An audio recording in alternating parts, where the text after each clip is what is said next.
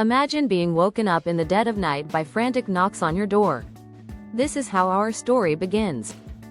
Our neighbor, Richard Leone, stood there, pale and exhausted, holding a baby monitor.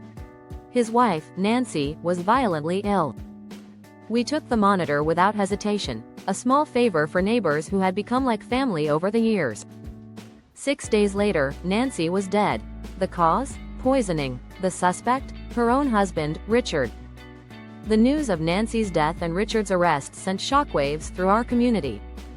Nancy was the daughter of a prominent family and a successful businesswoman. Her death was a media sensation. From the start, I struggled to believe Richard could be guilty. We had lived so close, shared so much. But what do we really know about our neighbors? We see only fragments of their lives. Nancy's illness was sudden and severe. Doctors were baffled, trying everything to save her. Family and friends filled the hospital, urging Nancy to fight, playing recordings of her daughter's voices. Tensions escalated. The Dillards, Nancy's family, were angry and suspicious of Richard. Richard had been unhappy in the marriage, a fact that surprised everyone, especially Nancy. They had seemed the perfect couple, met at Harvard, worked hard, and built a life together. But by 1989, their marriage was crumbling. Richard had met another woman and wanted out. Nancy was devastated, but she clung to hope, believing Richard would come around. Her health deteriorated. She grew thin, often sick. We saw the signs but didn't understand. Richard filed for divorce, but then he returned, promising reconciliation. The house came alive again. But Nancy's suspicions grew. She found a tampered bottle of wine, a foul-tasting drink. Despite her fears, she reconciled with Richard. Was it love, hope, or something else?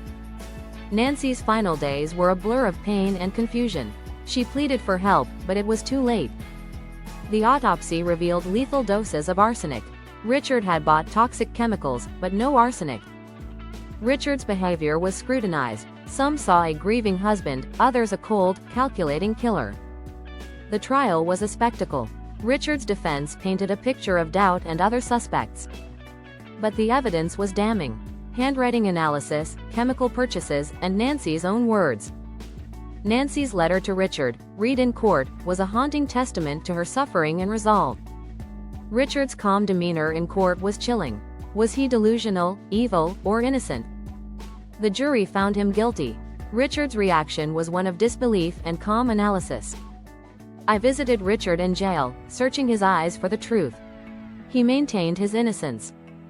The fragments of evidence, the glimpses of their lives, left me with more questions than answers.